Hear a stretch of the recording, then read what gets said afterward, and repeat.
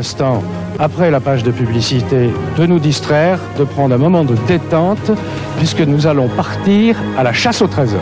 Enfin, quatrième et dernier mystère de cette émission, le destin absolument exemplaire de Marthe Robin, qui a passé 50 ans de sa vie sans manger, sans boire, ni dormir.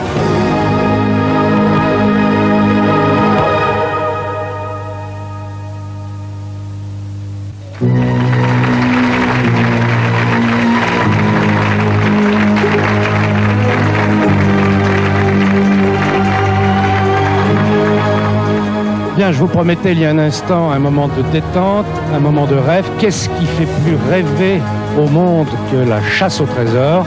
C'est ce à quoi nous allons nous livrer maintenant en rejoignant un charmant village du sud de la France où depuis plusieurs dizaines d'années se livre effectivement une gigantesque chasse au trésor.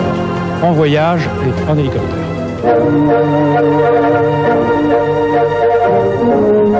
Nous sommes dans le sud de la France, dans la belle région de l'Aude. Une région chargée d'histoire, mais aussi de mystère. Car c'est ici que serait caché un fabuleux trésor. Tout a commencé sur cette colline, qu'on nomme la colline envoûtée, et qui surplombe un petit village d'une trentaine d'habitants, à Rennes-le-Château.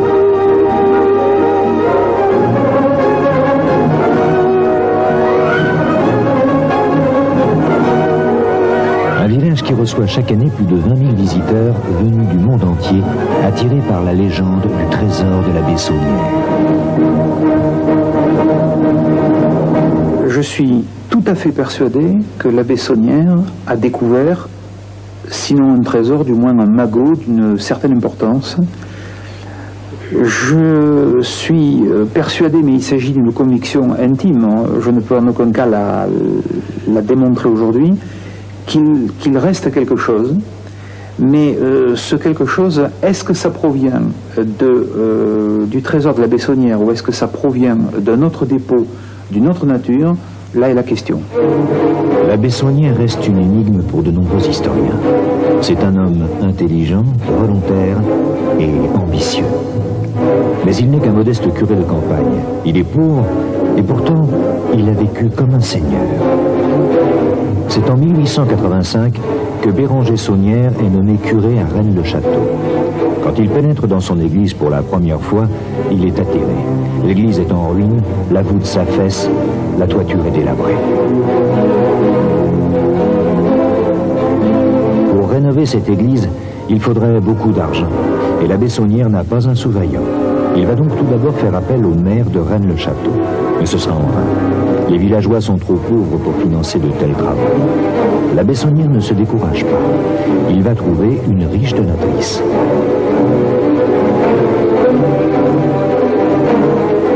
Il est certain qu'il a eu un don de la comtesse de Chambord, puisqu'il le mentionne, assez important, puisqu'il est de 3000 francs or. Alors la restauration a démarré tout d'abord par le remplacement, l'enlèvement du vieux maître-autel qui est très ancien, et dont on a une description fidèle, puisque l'abbé lui-même a écrit que le maître-autel était formé d'une pierre brute soutenue par 2 piliers dont un sculpté. Et c'est dans ce pilier sculpté que la Bessonnière va faire une première trouvaille, à savoir des documents.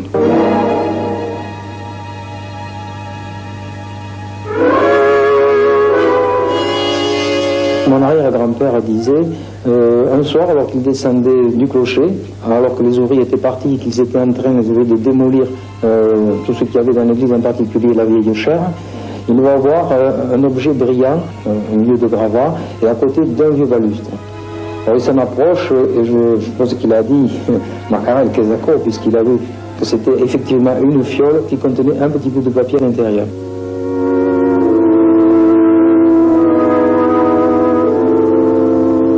Bien sûr, il s'empresse de porter sa découverte à la Bessonnière. Il attend probablement une réponse, mais la Bessonnière lui dit évasivement, ce sont certainement des reliques, ça n'a aucune importance. Et à partir de ce jour-là, la Bessonnière, donc, ne parlera plus jamais, malgré les quelques approches qu'a essayé de faire mon arrière-grand-père, de cette trouvaille. C'était pour lui des reliques, point final. Mais mon arrière-grand-père n'était pas dupe, je crois, puisqu'il a toujours dit chez nous, c'est grâce à moi que la Bessonnière est devenue riche. C'est-à-dire, donc, c'est à partir de là que la Bessonnière va entamer ses recherches et qu'il va trouver 2 jours plus tard la fameuse dalle dite des chevaliers. La dalle des chevaliers que les maçons vont découvrir est d'époque mérovingienne. Bizarrement, cette dalle qui paraît anodine au premier abord est entièrement sculptée en dessous. Elle semble avoir été posée à l'envers.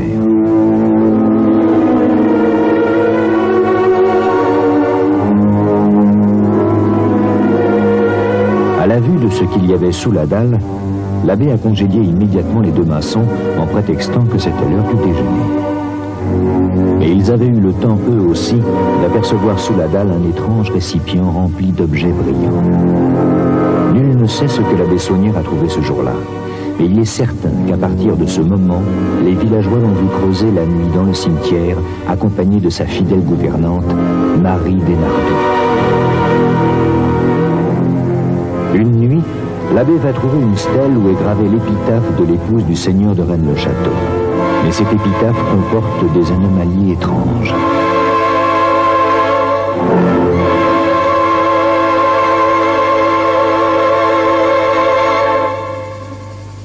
Nous avons reconstitué la dalle de la marquise de Blanchefort, dont on constate à première vue que le graphisme est presque incompréhensible sur la tombe d'une dame de haute naissance. Si on pose comme hypothèse de travail que le T signe le trésor, on a d'autres possibilités que de suivre les autres T pour voir s'ils se trouvent en place. Celui-ci est correct. Celui qui devrait se trouver dans le mot Hautpoul a été effacé, ou plus exactement, il manque. Celui de Blanchefort est à la bonne place. Celui du mot 7 a été décalé pour prendre la place qui logiquement revenait à la lettre P. Quant au dernier, il se trouve dans un mot fabriqué de toutes pièces qui est le mot catin, par glissement et césure au mauvais endroit du mot requiescat. La césure devrait donc se trouver ici. Et nous avons l'interprétation évidente qu'apparaît. Le trésor n'est pas ou n'est plus chez les Hautpoul, absence du T. Il a été déplacé. Il se trouve au milieu du mot catin, qui nous renvoie au mot latin catinum, qui signifie grotte ou caverne. Dans son journal intime de 1892, l'abbé note « Jeudi 21, découverte d'un tombeau ». Et à partir de ce moment-là, il se lance dans les travaux et dépense sans compter. Il achète 6 terrains, fait construire la tour Magdala pour sa bibliothèque, la villa Béthanie où il va résider et recevoir fastueusement de nombreux invités prestigieux. Les repas sont raffinés, l'alcool coule à flot. Il entretient même une relation soutenue avec une des femmes les plus célèbres de l'époque, la cantatrice Emma Calvet. Et bien sûr, l'église est somptueusement restaurée. Comment expliquer que ce modeste curé de campagne va dépenser la somme astronomique de 2,5 milliards de centimes? Marie Desnardoux disait aux habitants de Rennes-le-Château, vous marchez sur de l'or. Et elle disait aussi, avec le trésor de l'abbé Saunière, on pourrait nourrir le village pendant 100 ans, et encore il en resterait. Et c'est par tous les moyens qu'encore aujourd'hui, on cherche le trésor. Là, ça fait du bon boulot. Hein. Là, on est sur un coup super. Là.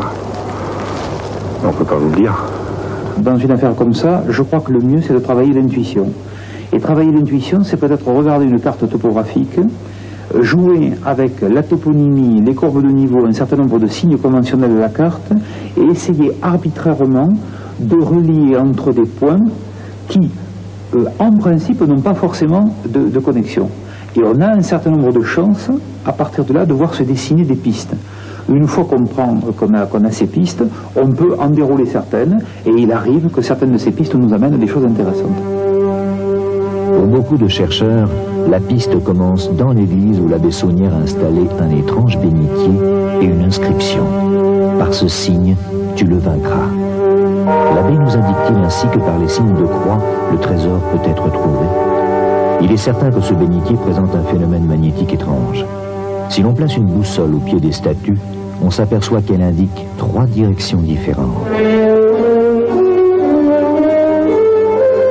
Suivons cette direction en ligne droite. La première croix que nous rencontrons est celle du Calvaire, à la sortie de l'église de Rennes-le-Château. Si nous continuons dans cette direction, sur quelques kilomètres, nous allons atterrir dans un autre village, Rennes-les-Bains.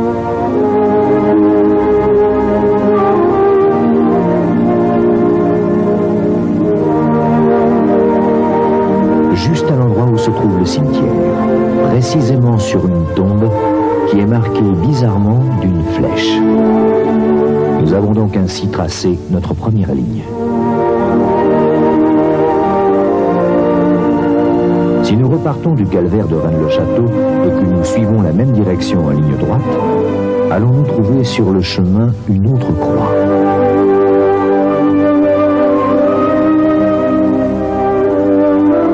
Au bord d'une route, en pleine campagne, il y a en effet la croix de Gavigno, qui fait face à Rennes-le-Château.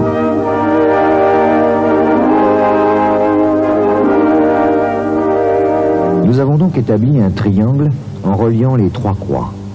Et c'est dans ce périmètre que des centaines de chercheurs creusent en vain depuis 30 ans pour trouver le trésor de la Bessonnière. Il est certain que de nombreux témoins ont vu pendant des années la Bessonnière parcourir les sentiers de la région. Que cherchait-il? Avait-il obtenu des renseignements sur l'emplacement d'un autre trésor? Ou choisissait-il une cachette pour y enfouir son magot?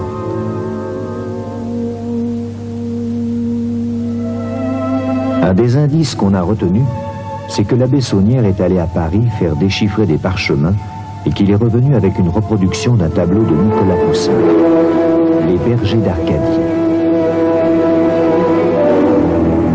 Pourquoi a-t-il choisi cette reproduction? Selon certains experts, le fond de ce tableau ressemble étrangement à certaines montagnes de la région.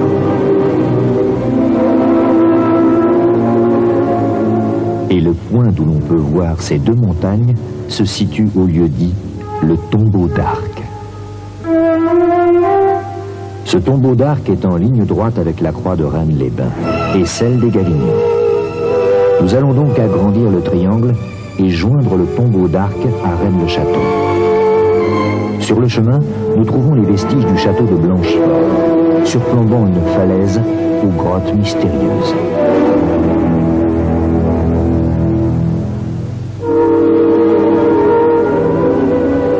Toujours en ligne droite, à quelques kilomètres devant nous, Rennes-le-Château. Est-ce dans ce deuxième triangle que se trouverait le trésor? Officiellement, les fouilles sont interdites, mais la nuit, les recherches continuent.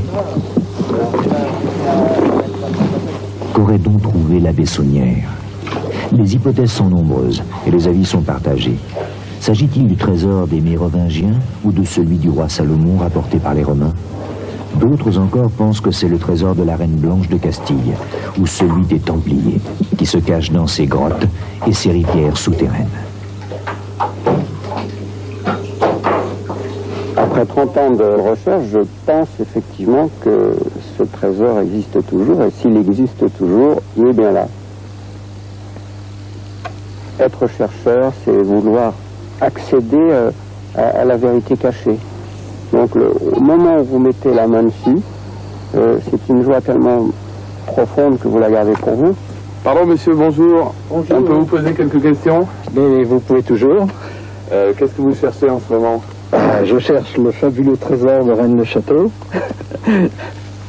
Je ne sais pas si c'est moi qui le trouverai, mais parce que je pense qu'il y a beaucoup d'appelés, mais peu d'élus.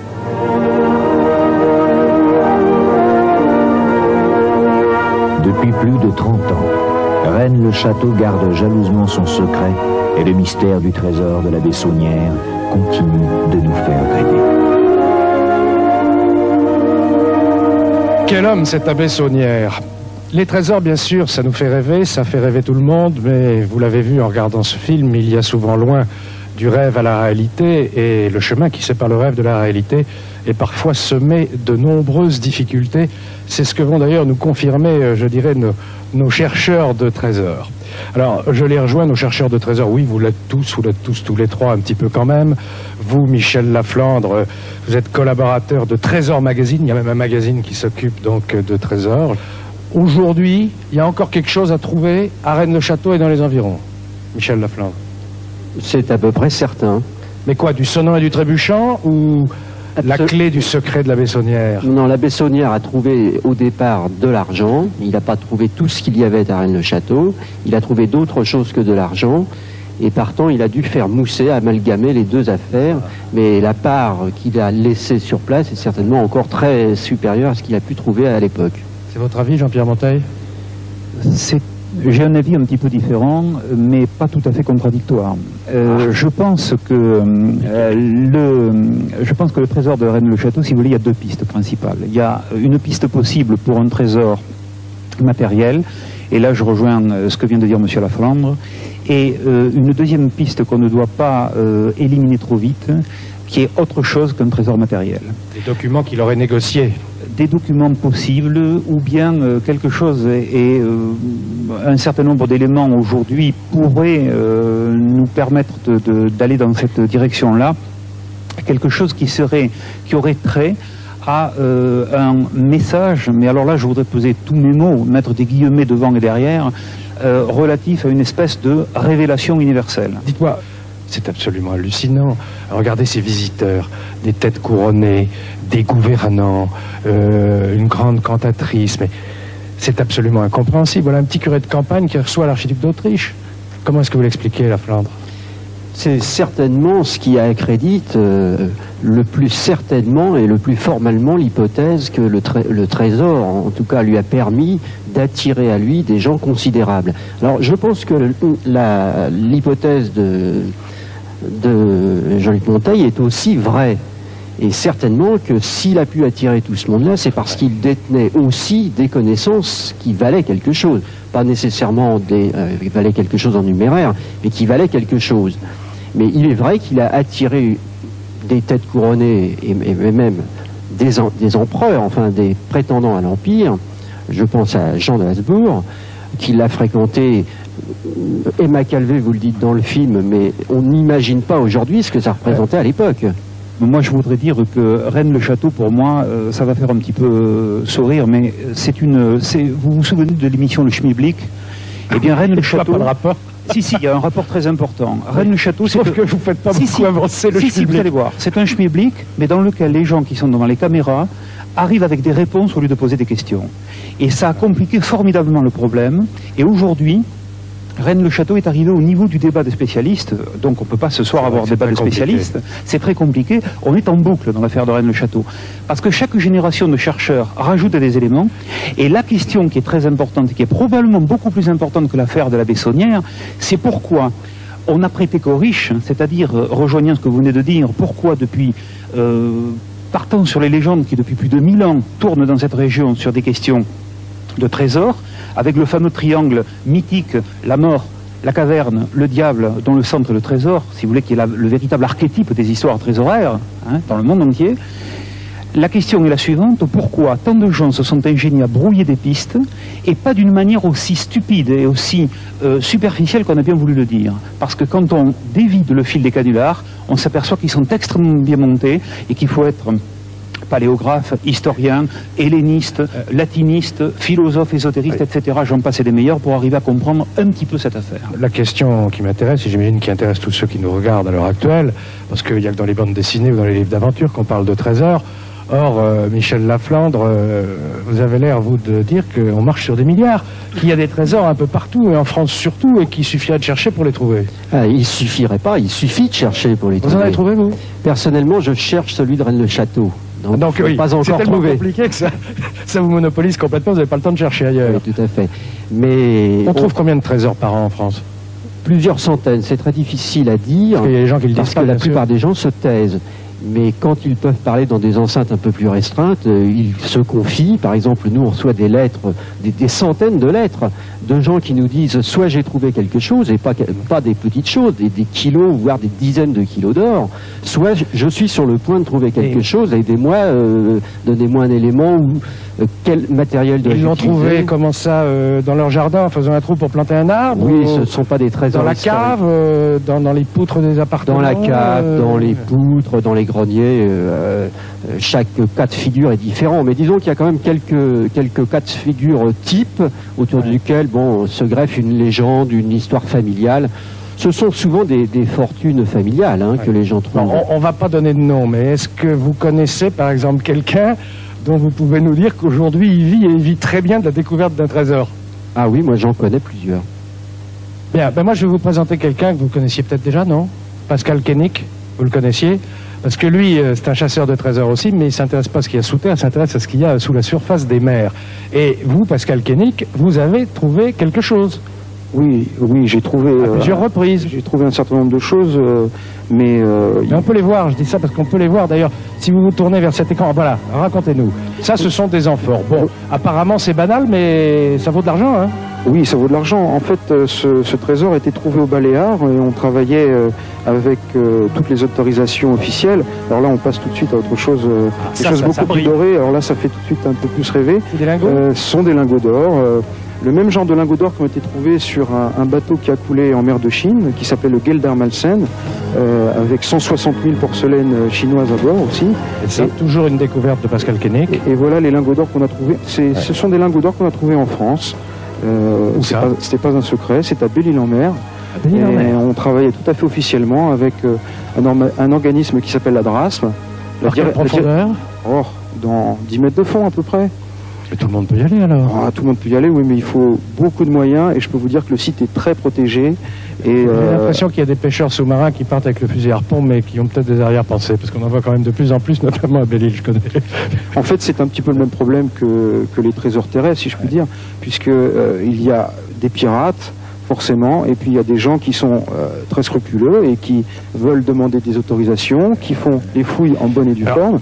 Il y a des milliards au fond des mers, comme il y a des milliards sous terre, sous nos pieds. Effectivement, il y a des bateaux qui ont navigué et qui ont été coulés par diverses fortunes de mer et qui ont dans leurs flancs des fortunes, effectivement. Faites-nous rêver un peu, là. Dites-nous, quelle est l'épave que vous rêveriez de remonter ou de visiter? Je crois déjà qu'il y a des épaves qui ont été trouvées très récemment, en tout cas dans les années 80, qui ont fait rêver un certain nombre de gens qui ont vécu ces reportages, notamment ce bateau dont je vous parlais, le Geldermalsen. C'est un bateau de la Compagnie des Indes hollandaise qui transportait 160 000 porcelaines chinoises en parfait état, des lingots d'or. Et tout ceci s'est vendu à Amsterdam avec Christie's, et je crois que ça a fait une somme de à peu près 110 millions de francs. Donc c'est quelque chose de colossal, vous voyez. Et vous en vivez pas, alors vous avez d'autres ressources, oui. J'ai obligatoirement d'autres ressources, mais je travaille, puisque je suis passionné par ce domaine, et je travaille sur plusieurs dossiers à la fois. Et nous sommes toujours à la recherche de financiers afin de faire une expédition. Là, vous avez un appel à lancer. Voilà, exactement. J'appelle tout à fait les gens qui sont passionnés à me contacter, éventuellement par le biais de votre émission, et puis on pourra toujours 3615 discuter. TF1, mystère. Voilà. L'appel est lancé. Alors vous êtes sur quoi là? Vous êtes sur un coup? Dites-le nous. J'en suis sur 4. Alors, ça serait trop long à vous expliquer. Bon, alors Rennes-le-Château, bonne continuation, messieurs. Je ne sais pas si un jour on connaîtra exactement l'origine de la fortune de la Bessonnière. On brûle. Merci et bonne chasse à tous les trois. Avant de passer à la 4e et dernière histoire de cette émission, je voudrais revenir sur ce que l'on a appelé le miracle du sarcophage d'Arles-sur-Tech, dont nous vous avions parlé, que nous avions raconté lors de notre première émission au mois de juillet. Vous avez été très très très nombreux à nous écrire, à nous téléphoner, à nous demander des adresses, des renseignements, etc. Or, il se trouve qu'en ce moment, le sarcophage est vide. Mais l'équipe de Mystère, toute la production, suit l'évolution du sarcophage d'Arles-sur-Tech, et nous serons à même de vous informer dès la prochaine émission. Et j'en profite pour vous signaler l'existence d'une boîte postale que vous allez voir apparaître sur votre écran. Cette boîte postale peut vous servir pour nous envoyer des histoires extraordinaires, des phénomènes étranges dont vous auriez été les témoins, et les équipes de la production de Mystère vous contacteront et donneront suite, s'il y a lieu bien sûr, à vos communications. Voilà. Maintenant donc, nous allons passer à notre 4e et dernière histoire. Alors là, je vous signale tout de suite que nous allons nous élever en quelque sorte bien au-delà des contingences matérielles de ce bas monde, et cela en évoquant le destin le plus extraordinaire, celui d'une Française, d'une femme qui est morte en 1981 chez nous. Il s'agit du destin hors norme de Marthe Robin. Marthe Robin, une femme qui souleva et soulève encore des polémiques.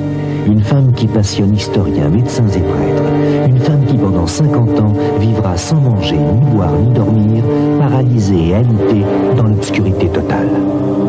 On dit, je le crois, parce que j'avais fait une enquête tout ça fait sérieuse, qu'elle ne peut ni manger ni boire.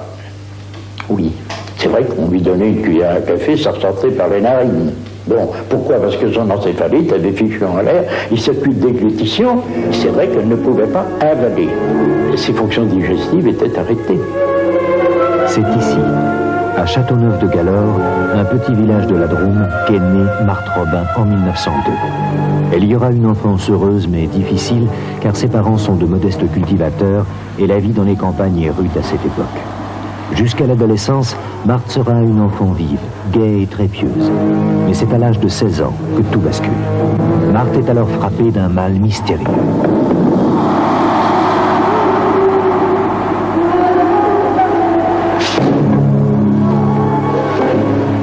Marthe, je l'ai rencontrée alors que je ne désirais pas la connaître. J'avais entendu parler d'elle, naturellement, mais j'avais une très mauvaise idée sur elle. Je pensais que c'était une sorcière, et j'ai toujours détesté les sorcières. Pendant 10 ans, de l'âge de 16 ans à l'âge de 26 ans, Marthe sera tourmentée par des souffrances atroces, au cours desquelles son corps se paralysera progressivement. C'est aussi pendant cette période qu'elle commencera à ne plus pouvoir s'alimenter. Vous devriez remercier Dieu de vous la donner. Tenez, mangez.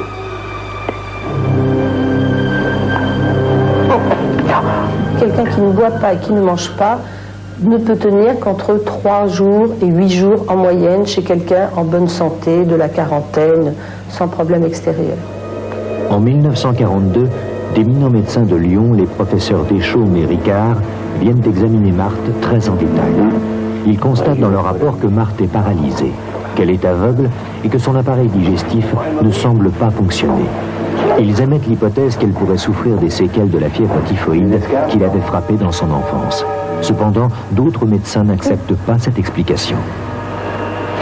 Marthe Robin, elle est tout sauf malade et handicapée. Elle est très intéressante, à nombreux points de vue, mais elle n'est pas malade organiquement. Il y a une chose pourtant que Marthe parvient à avaler, la Sainte Hostie. Ce fut sa seule nourriture pendant 50 ans. Seigneur, je ne suis pas digne de vous recevoir, mais dites seulement une parole et je serai guérie.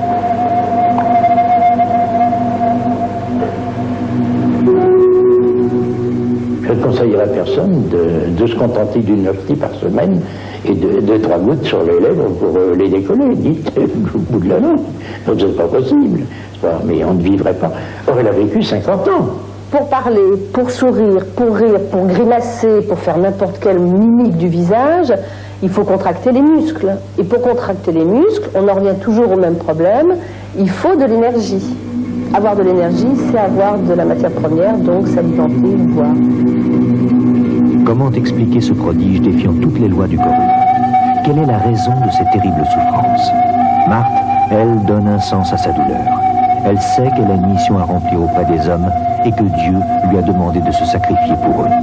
À partir de 16 ans à 26 ans, elle était prise dans une spirale de maux abominables dans lequel elle était de plus en plus paralysée, dans lequel elle ne pouvait plus manger, elle pouvait parler, mais elle finissait par n'y voyait plus, ou elle ne supportait plus la lumière, et elle souffrait atrocement. Pendant 50 ans, prisonnière de son mal, Marthe ne sortira plus de sa petite chambre obscure. Ces manifestations sont le reflet d'une lutte et d'une stratégie de lutte contre une angoisse névrotique. Une angoisse névrotique qui se manifeste au plein jour au moment de l'adolescence, à 16 ans. Une angoisse névrotique qui est telle que le seul moyen qu'a Marthe Robin à ce moment-là, c'est la fuite.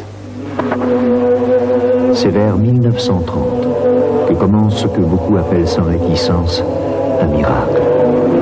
Chaque vendredi, Marthe revit la passion du Christ.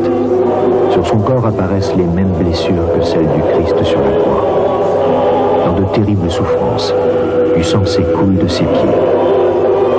De la plaie ouverte sur le flanc gauche et de ses mains percées. comme si la couronne d'épines du Christ la blessait. Il y a du sang sur son front.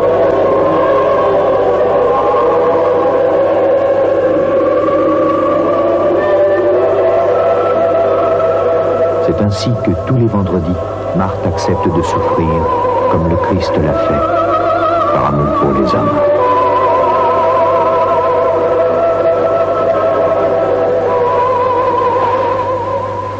Ça commençait par des maux de tête intenses qui partaient du centre du cerveau, qui s'irradiaient jusqu'au niveau de la calotte crânienne, pendant 1h30 environ.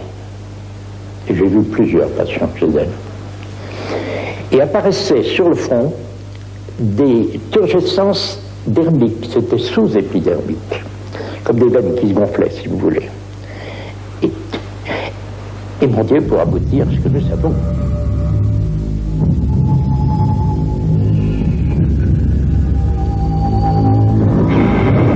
Il y avait d'autres moments terribles dans la vie de Marthe. Des moments où elle semblait lutter contre des forces d'une incroyable violence.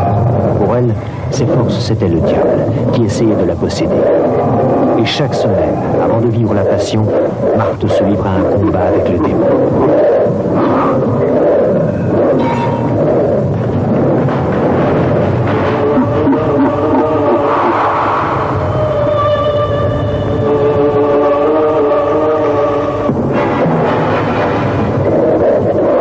Retrouver Marthe le lendemain hors du lit, des dents cassées, des bosses sur le crâne. Rappelons qu'elle était totalement paralysée, ce n'est pas elle qui pouvait s'échapper de son lit.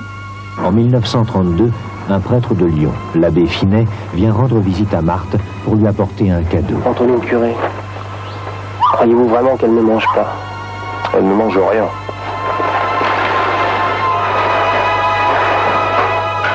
Mon père, vous êtes celui que Dieu m'envoie pour prêcher mes retraitants. C'est vous qui devez venir à Châteauneuf créer les premiers foyers de charité. Mais je ne suis pas du diocèse de Valence, mais celui de Lyon. Ne vous inquiétez pas, Dieu s'occupera de tout. Elle savait que c'était celui qui devait venir, mais lui ne le savait pas encore. Et alors, il devait rester 10 minutes, il est resté 6 heures. Et à la fin, elle lui a dit, c'est vous qui allez créer les foyers de charité et d'amour. Pendant 40 ans, l'abbé Finet va consacrer sa vie à la mission de Marthe. Grâce à lui, sans bouger de sa chambre, elle va créer 70 foyers de charité partout dans le monde. Il y avait dans Marthe des choses invraisemblablement extraordinaires, comme le fait qu'elle ne mangeait pas, qu'elle ne dormait pas, qu'elle ne buvait pas, qu'elle causait avec le démon. Bon. Et puis, quand on parlait à Marthe de ces choses extraordinaires, elle nous disait, les choses qu'on vous raconte sur moi, ça n'a aucune importance. Je n'y attache aucune importance. Marthe, c'est la personne la plus extraordinaire que j'ai rencontrée. Marthe Robin est morte le 6 février 1981, à l'âge de 79 ans. Sa notoriété fut telle que durant toute sa vie, elle reçut près de 100 000 personnes qui venaient chercher auprès d'elle le réconfort et la lumière. 8 000 fidèles ont assisté à son enterrement, ainsi que plus de 200 prêtres, évêques et archevêques. Pour beaucoup, Marthe est une sainte, mais l'Église ne s'est pas encore prononcée à ce sujet.